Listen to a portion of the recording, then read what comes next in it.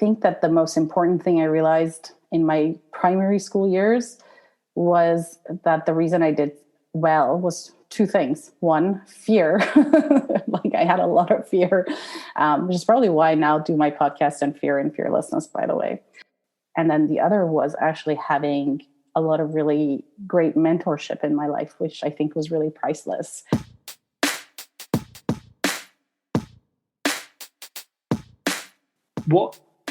What's giving you reason to smile today? Your incredibly kind words, which humble me so much. I mean, I'm such a nerd and I'm so passionate about teaching and education. All of these incredibly humbling words are just making me blush, really. So Well, I'm glad. When I entered secondary school in Toronto, Canada, which is where we migrated, and then, I was the kid that was just trying to learn English, and it was a new culture and I had to adjust. And also my family structure had changed. So all of those changes led to me actually being kind of the opposite. I was like the kid that was not doing well for a while. And then I had to learn kind of the, as I call it, or as I tell my students, I had to learn the game to school very quickly. Fearlessness to me means interconnected thinking. That's ultimately what I'm saying. I think it's about the connections of the 5 stages of emotional intelligence.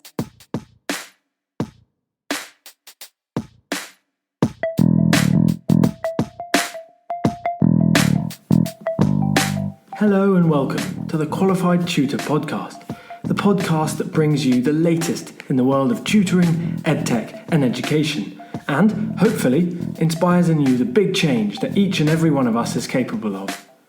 Qualified Tutor is an industry-leading tutor training organisation and online tutoring community for thousands of tutors around the world. This podcast is the voice of this community, where we aim to hear from tutors, teachers, entrepreneurs, coaches, business experts, students, tutorpreneurs, and more from the world of tutoring about what inspires them every day, how they can help tutors like you, and what they've learnt about tutoring along the way. The question is, what will you learn today?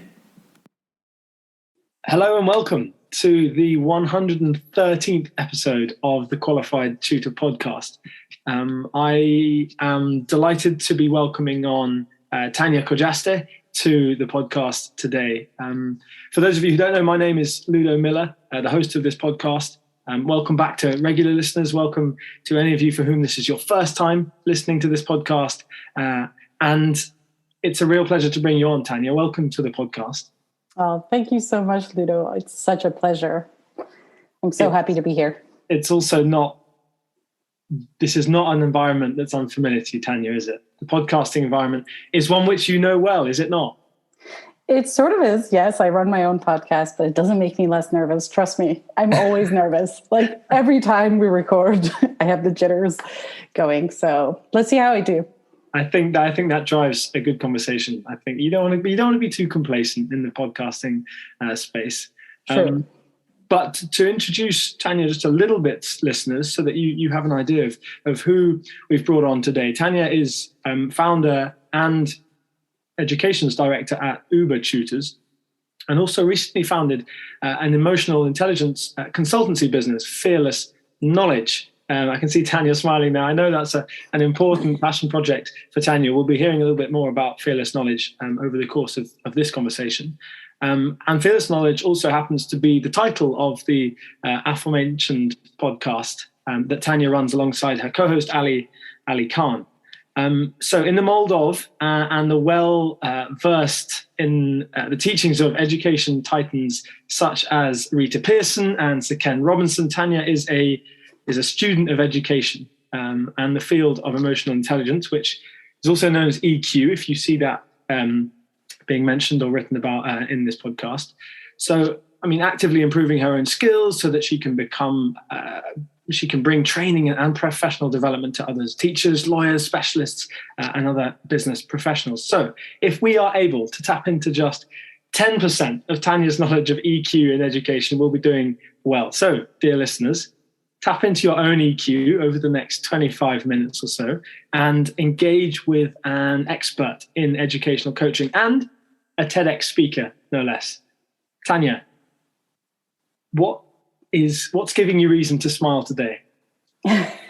Your incredibly kind words, which humble me so much. I mean, I'm such a nerd, and I'm so passionate about teaching and education. All of these incredibly humbling words are just making me blush, really. So, well, I'm glad.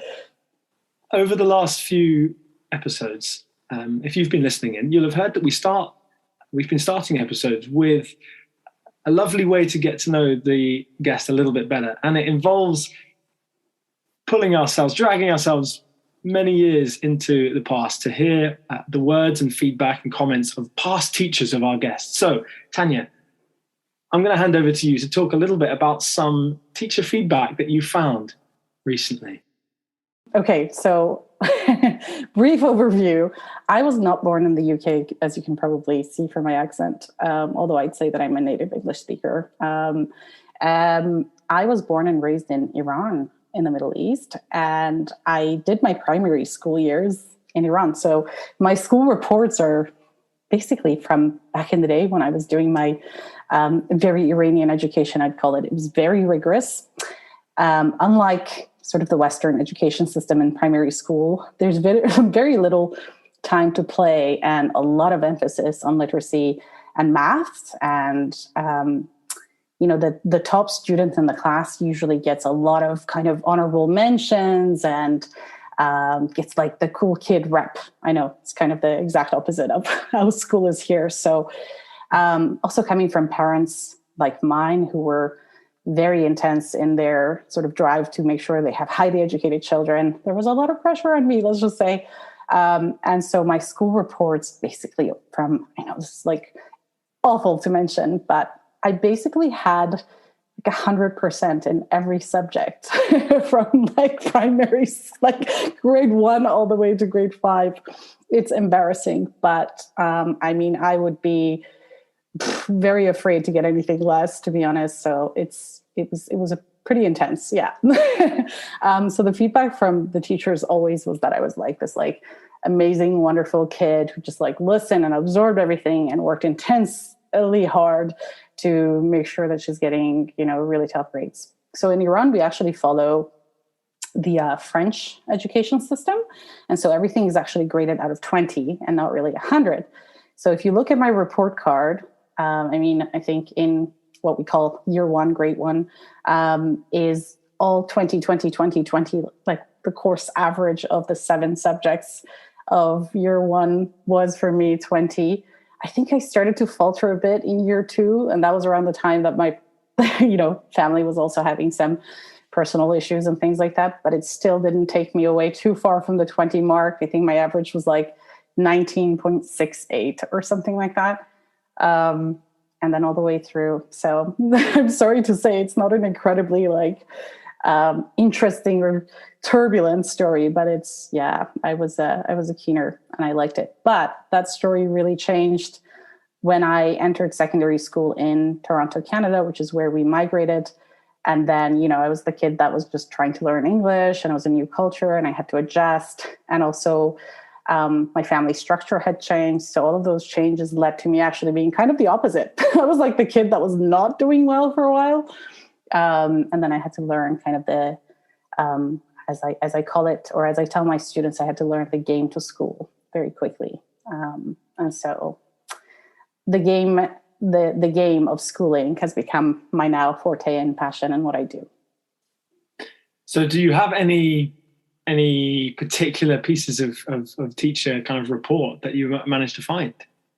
Yeah, I did. I have my year 1 to year 5 reports, and like I said, the teachers mainly had commented on like the most stellar student we have, the dream student, which is embarrassing, but yeah, that's what it was.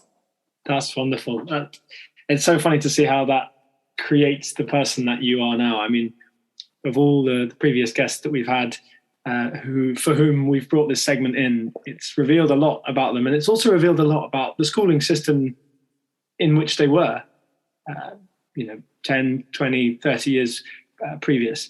I I'd love to know, Tania, how does that feed into your why? How does the education you've had and the places that you've been moved to as a child, how does that feed into your why as a tutor?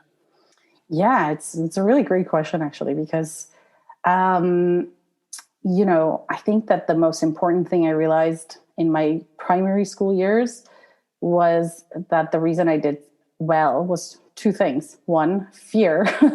Like I had a lot of fear, which is probably why I now do my podcast on fear and fearlessness, by the way. There was a lot of fear in me to like do really well and be a highly literate student, highly educated. And then the other was actually having a lot of really great mentorship in my life, which I think was really priceless. So kind of the experience of being a fearful kid and also having really incredible mentors at the same time meant that I was really observant about just like the dynamics of the education system from very early on, I think. And then when I moved to Canada, and it was really difficult to actually adjust to everything there in terms of the academic system, the language, culture, everything. Again, I just became sort of an astute observer of what the flaws or faults in the education system were, as well as the goods and the positives. And I wasn't really aware that I was such an astute observer of the education system. I just knew that I was sort of either reacting or rebelling or conforming. And it wasn't in retrospect until I was in university and saw some of the patterns showing up in the earlier education system, also showing up in university, that this actually became a thing for me. And I always dreamed of correcting some of the issues in the education system because I just thought we're losing sometimes incredible minds and incredible souls in sometimes rigid and emotionally unintelligent, dare I say, education system sometimes. So.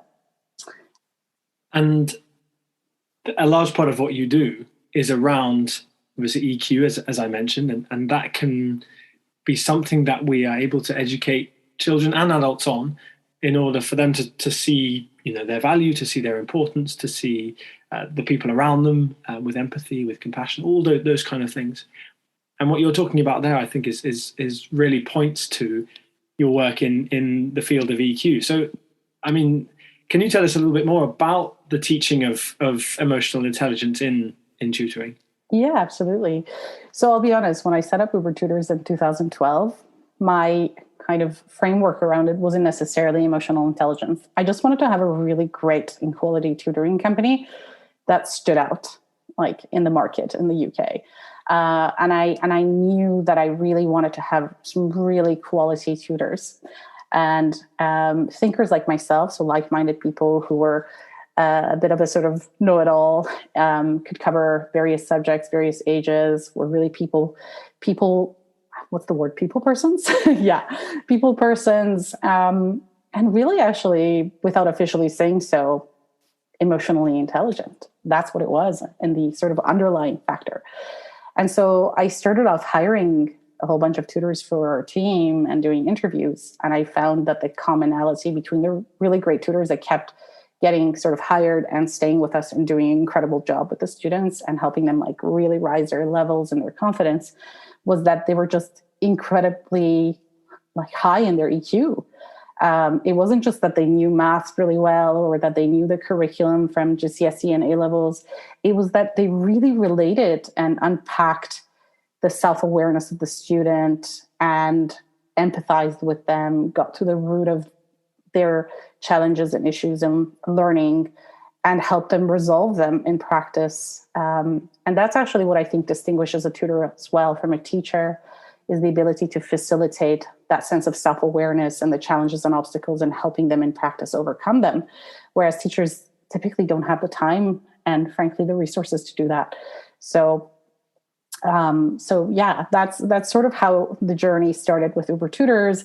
And then along the way, because I had set up this brand of tutoring, mentoring, or emotionally intelligent tutoring, I just kept getting invited by different institutions and professionals to come and do keynote speeches or to come and do some training for their own staff, or to, schools would invite me to do training for their students and that sort of thing. And I guess, yeah, it was just the invitations that kind of made me realize, oh my gosh, maybe there's a thing behind emotional intelligence, and this is actually a new market or a new demand.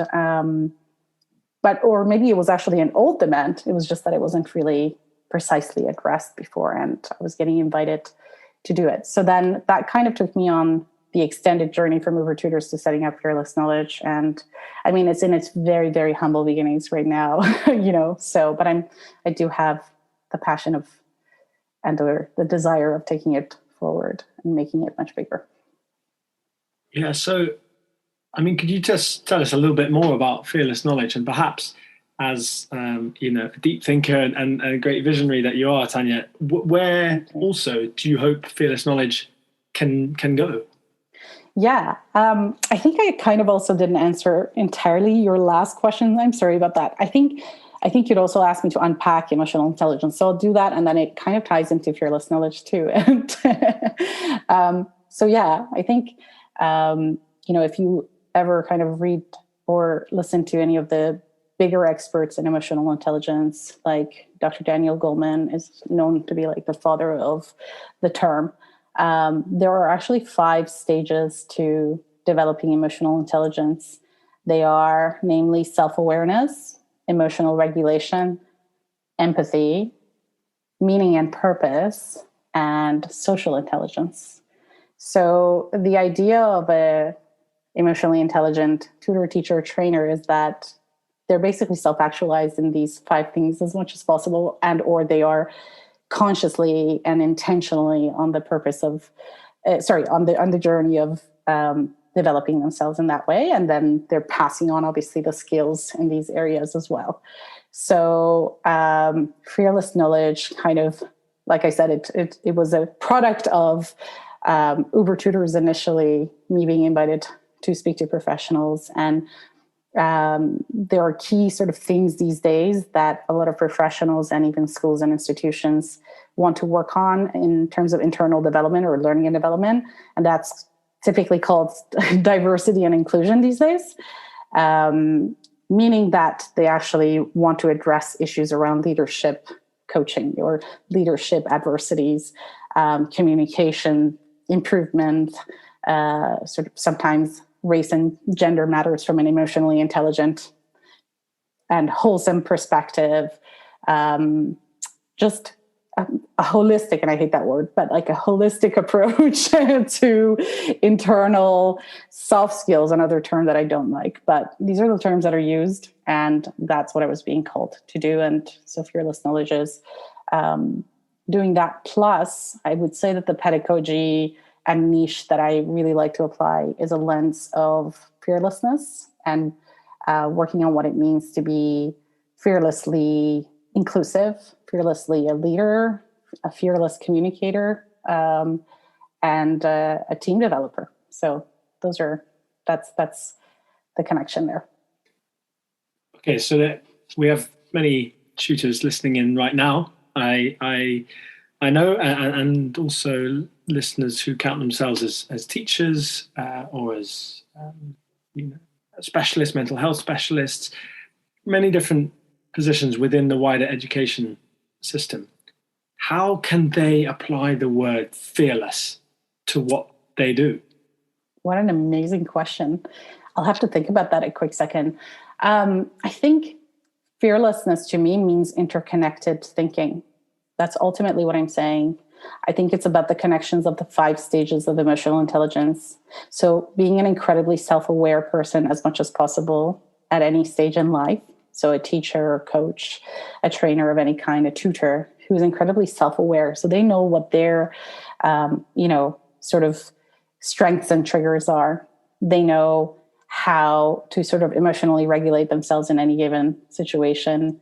They know how to extend that now to another person, which is called empathy. They hopefully or ideally have a meaning and a purpose or a drive behind the things that they do. And they can have a clear articulation of them. And then connecting or interconnecting all of these creates for social intelligence. So they can extend that self-awareness, that empathy to wider topics that are sometimes even political or social. And like thinking about the education system and critiquing it, and or having an honest and transparent perspective that's articulated as a tutor, a teacher, or a coach to the parents or to the student. So I really love that idea. I think it encompasses lots of threads of thinking that both we value at Qualified Tutor very highly, and also members of our community and wider individuals that we've come across in our journey. It ties together those threads very, very nicely. That idea of inclusivity, of empathy, of patience, of knowledge. I think fearlessness ties that in very nicely. And also, I love the way that it has that element. It has the word fear in it. I know the word is fearlessness, but the word fear evokes, evokes the feeling of challenge and the feeling of, the unknown. And I think those two things are very important in education, both for the tutor and for the, both for the teacher and the learner. Absolutely. But how does mainstream education approach fearlessness? And if you don't think that they do it in a very good way, how can we improve this? Also a really great question. As I was saying, I think that those 5 interconnected steps for me are the epitome of acting fearless, right? And I think it's an incredibly difficult thing to do. And that's why there's a challenge there to rise to fearlessness, because there's so much vulnerability involved in that process. And I think it's a challenge for a lot of people that have maybe grown up and or been trained in more traditional settings and institutions who don't necessarily allow vulnerability to be expressed or empathy to be expressed. And frankly, or really transparently speaking, that's one of my critiques of the education system and of the school system, is that as much as individual teachers might try, the system doesn't actually necessarily create the space to have a way or a method that's incredibly emotionally intelligent and or fearless. It's a lot of rules and status quo and contained approaches, and I'm all for structure. I am also a trained lawyer in my background, so I do understand law, rules, order, and all of that stuff. But I also see it as a necessity to actually to demonstrate vulnerability as teachers, as education designers, as all sorts of things. Do you see those two terms as very closely related, fearlessness and vulnerability? I think so, yeah. So the idea that you're able to kind of do that interconnection between self-awareness and empathy and emotional regulation, and to show up as someone who really genuinely cares for students and learners, who genuinely thinks on their behalf and also fearlessly teaches critical thinking without holding back. That's an incredibly fearless thing to do, for sure. A lot of people, a lot of teachers may shy away from actually really deeply, truly getting into critical thinking and teaching critical thinking for the fears of X, Y, or Z, fill in the blanks. Okay, let's go.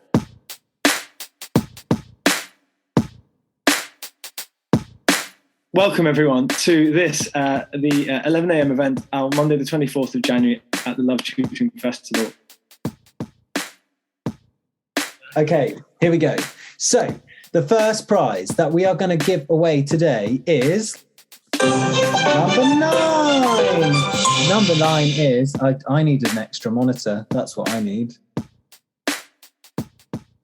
So welcome to the 2 p.m. keynote at the Love Tutoring Festival, day 2, Tuesday the 25th of January. It's 2 p.m. UK time, where many of us here are based. Our speaker today is Michael Bungay-Stanier, who is as you can see here, Wall Street Journal best-selling author on coaching. Maybe I hand it back to Ludo as a kind of what needs to be said to wrap us up here. Well, Michael, you've made my job very simple. There doesn't really need to be much more said. That was world class. Yes, for those of you wondering, those were just a few highlights from the incredible Love Tutoring Festival 2 that took place at the end of January of this year, 2022. The big news from Qualified Tutor and the Love Tutoring Festival team is that we're back from Monday the 27th of June to Friday the 1st of July. The Love Tutoring Festival 3 will return. The focus of this festival is on alignment and new beginnings. The festival will have a slightly different feel to it, but all of the main tenets will still be there. A host of amazing speakers, including world-renowned leaders in education such as Paul Dix and Craig Barton, will be joining us for a festival fanfare of training and of connection. Those are the values which hold the Love Tutoring Festival together, and those are the values that we want you to come and take part in over the week of the festival. Head to qualifiedtutor.org/love-tutoring-festival, or simply head to our website qualifiedtutor.org to find out more and book your ticket today. That's something that you must have learned over your years of working in education. I don't think that's something that you appreciate as a novice educator. And I'd love to tap into that a bit more. I mean, what would you say your years in tutoring and teaching have taught you about the importance of teaching kids these, let's call them soft skills, even if that's not the right term, skills like leadership and career development? What have you learned about teaching kids those skills? Yeah.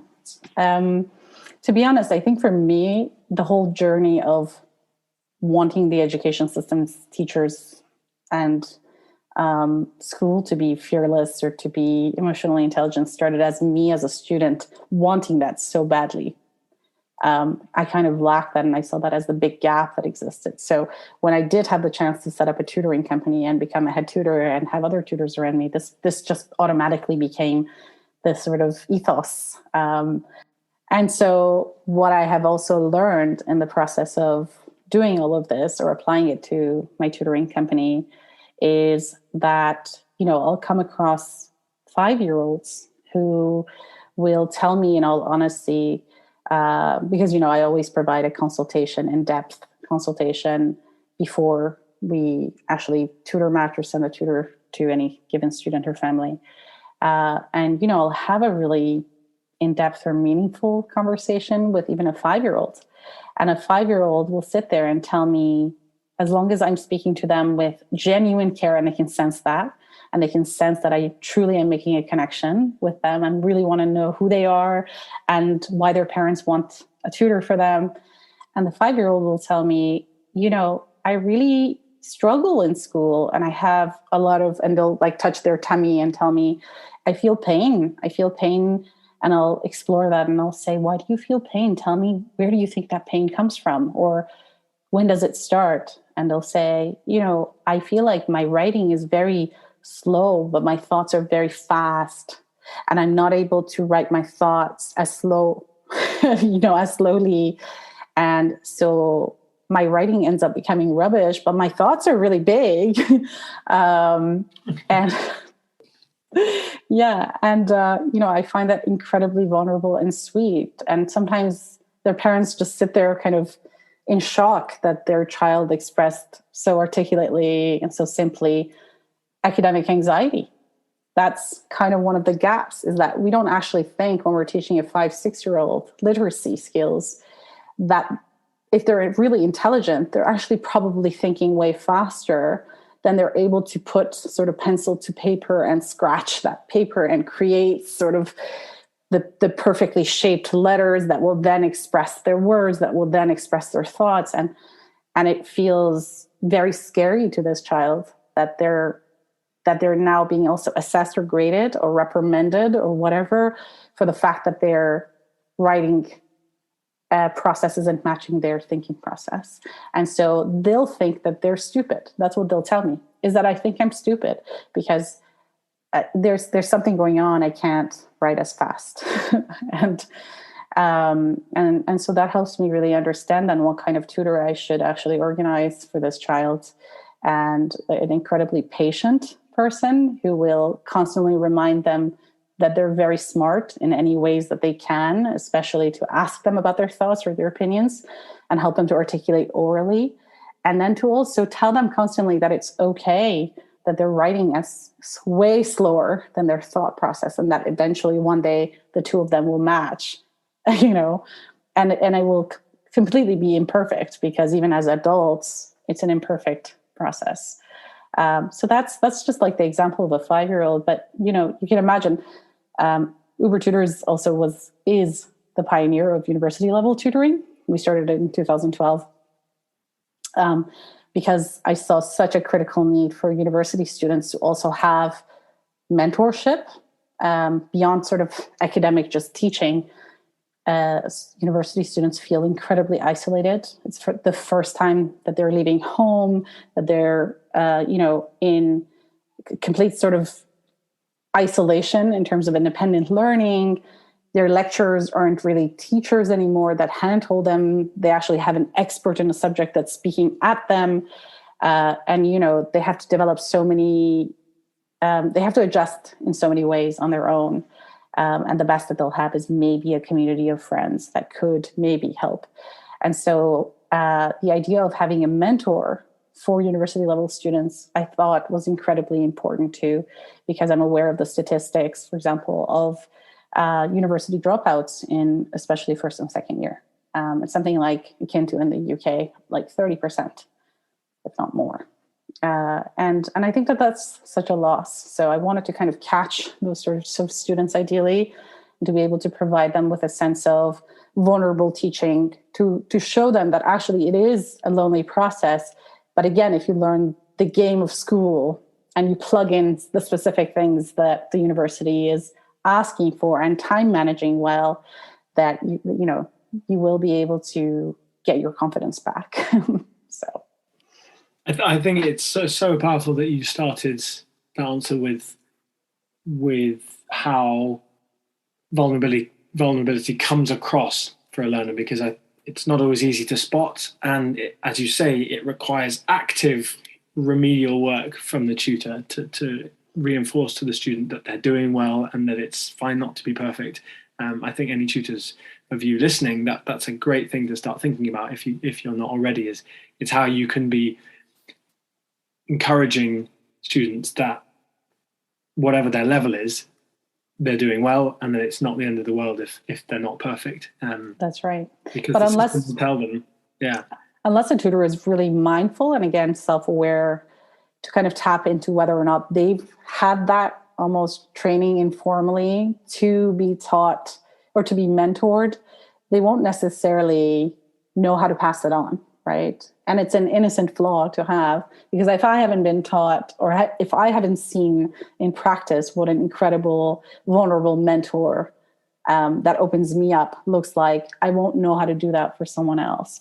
So, I've been lucky or privileged in some ways to have had that, but I have to admit, I haven't had like amazing top-notch style either. So a lot of that was also learning for myself independently.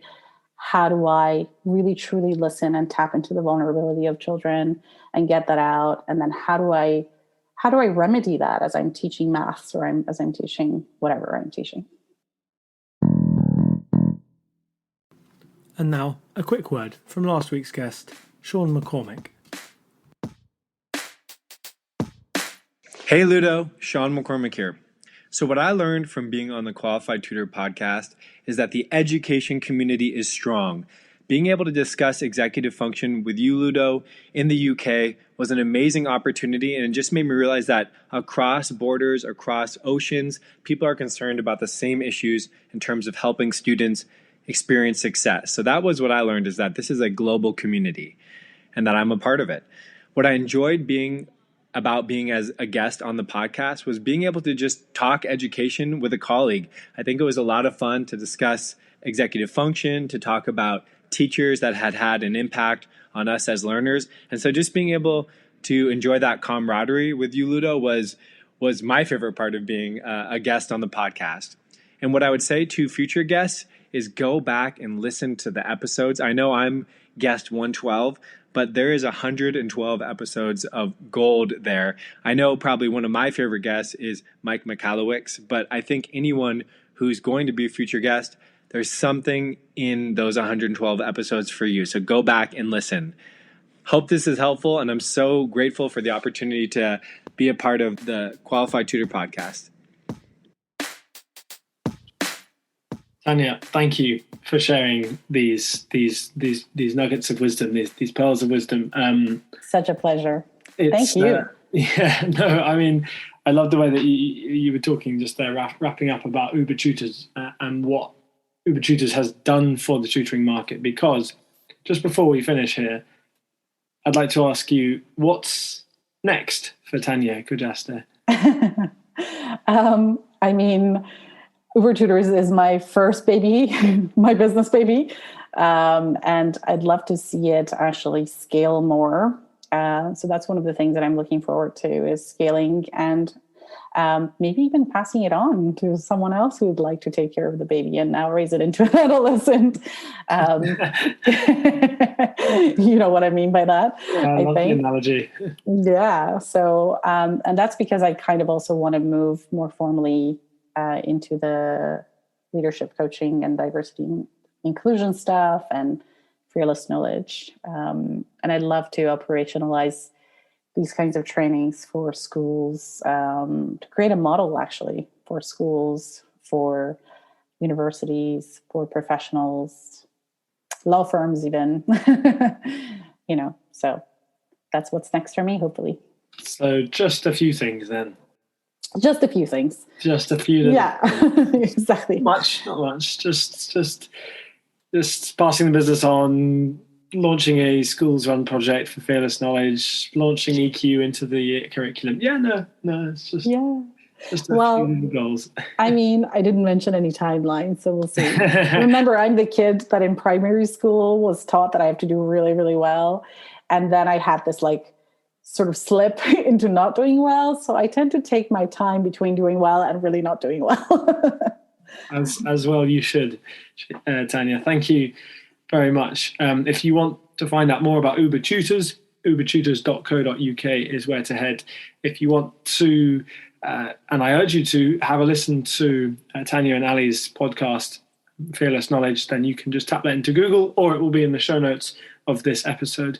There's also a TED Talk that Tania gave not too long ago, so that'll also be in the show notes, because I would love you as listeners to find out more about Tania after this. Tania, thank you so much for that. That was a really thorough look into what you do, and also, and crucially, the emotionally intelligent tutor. I love that title. I think you should own it, and I think people should attribute you with that. So thank you for introducing that to my vocabulary, and hopefully to the vocabularies of lots of others listening.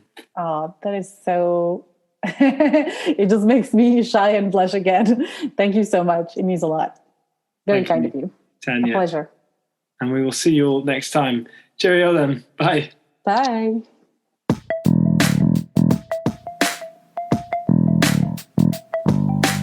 Thank you for listening to this episode of the Qualified Tutor podcast. Whether you're a regular listener of this podcast or you've just stumbled across it, join the Qualified Tutor podcast group within the Qualified Tutor community to stay up to date with our latest news, offers, workshops, and of course, simply to meet other tutors like you. Whatever your level as a tutor, our training courses will be the next step in your professional development. Visit qualifiedtutor.org/training to find out more about our CPD accredited and Ofqual recognised courses, the first of their kind in the tutoring industry. Your student deserves the best tutor possible. Make that happen today by joining Qualified Tutor.